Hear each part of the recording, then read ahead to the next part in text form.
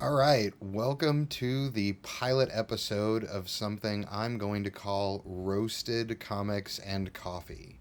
See what I did there? It's the name of my channel, and now I'm going to start a show called Roasted Comics and Coffee, where I go through a comic book series issue by issue. I talk about the issue while drinking a delicious cup of coffee in my 24-ounce Star Wars coffee mug. I'm drinking Santa's White Christmas by Barney's Coffee with some sugar free French vanilla creamer in it. It's tasty.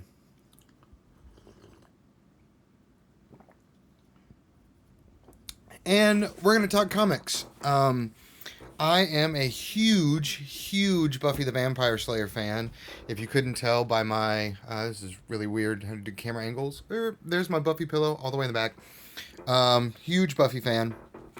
And so for the first episode of this, I thought, what better comic to start with than Buffy the Vampire Slayer #1, published in 1998 by Dark Horse Comics. It was written by, I'm looking at my notes here, Andy Watson, penciled by Joe Bennett, inked by Rick Ketchum, lettered by Janice Chiang, and colored by The Guy. Um, the first issue story title was Wu Tang Fang, and it's set during the third season of the show, so the comics kind of fill in little side stories and stuff, but the events take place starting with the third season of the show. It opens with that iconic line that starts, every episode of Buffy the Vampire Slayer. In every generation, there is a chosen one. She alone will stand against the vampires, the demons, and the forces of darkness. She is the Slayer. I feel like the issue really captures the look and feel of the show.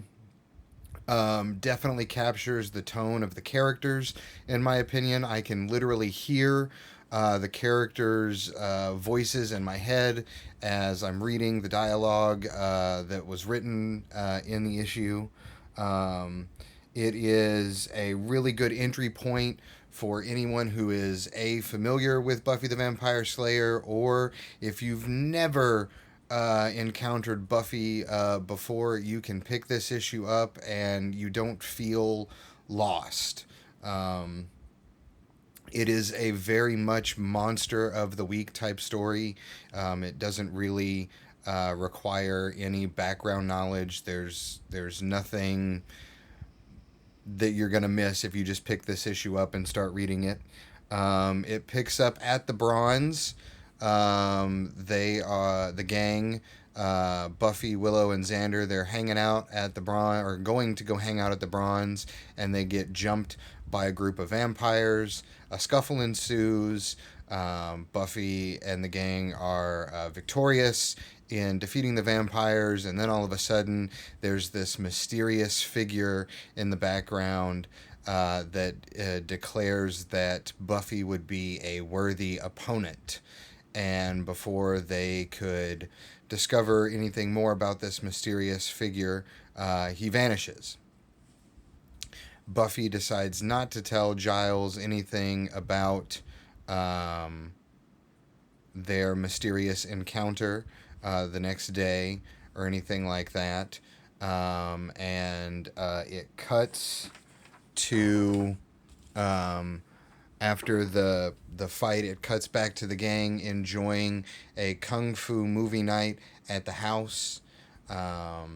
The next scene picks up. They are at the school, and there's an ambulance and police car at the scene, and it appears that a student of the school that taught karate classes was found dead, and it's at that point that Buffy finally decides to tell Giles what happened with the mysterious stranger, and the gang goes deep into research mode.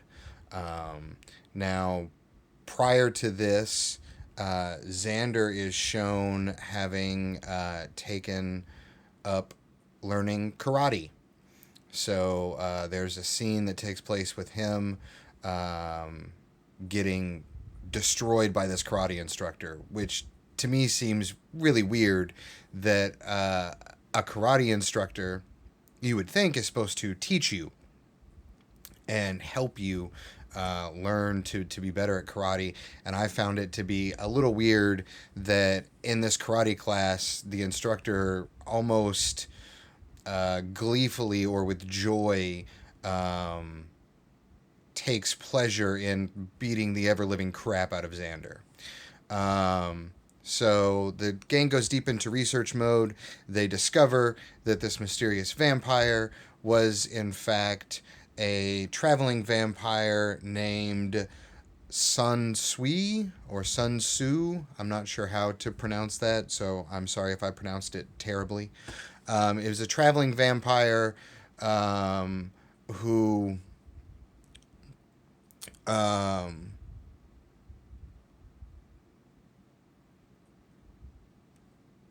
just has survived for years and years and years, challenging people to combat and drinking the blood of his vanquished foes.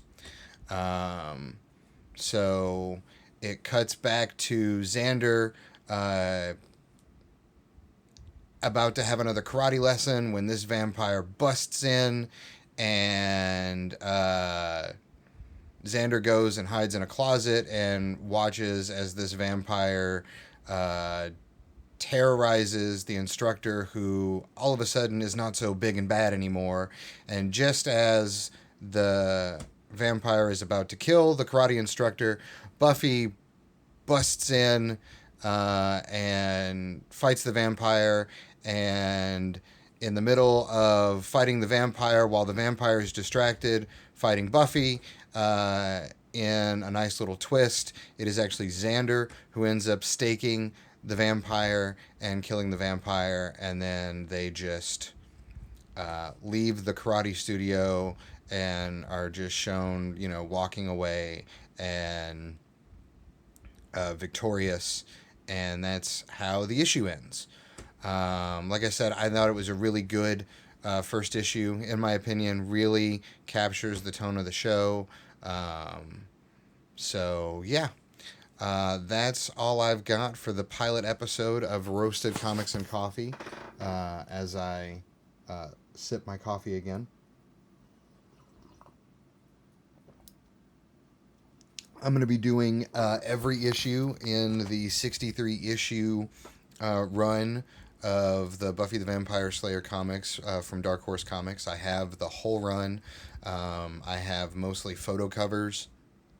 And maybe in a future video, I'll show you guys my pride and joy of my comic collection. I have a Buffy the Vampire Slayer #1 signed by Sarah Michelle Gellar herself.